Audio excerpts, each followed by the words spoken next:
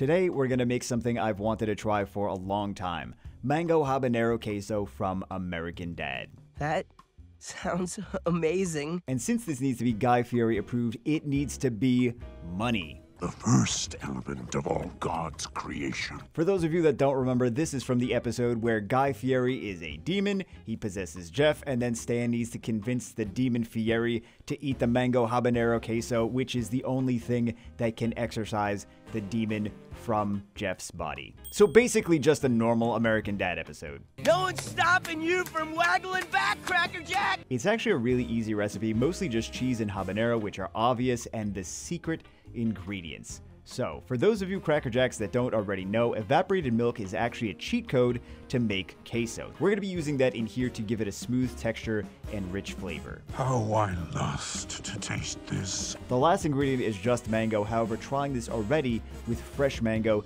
it doesn't have the right consistency or enough concentration of flavor, so I found that actually mango jam is concentrated enough to make it taste Guy Fieri approved, so you can get your tickets to Flavor Town. Flavor Town. The best part about this is you don't have to just use this as a queso. You can make mac and cheese with it. You can put in a quesadilla.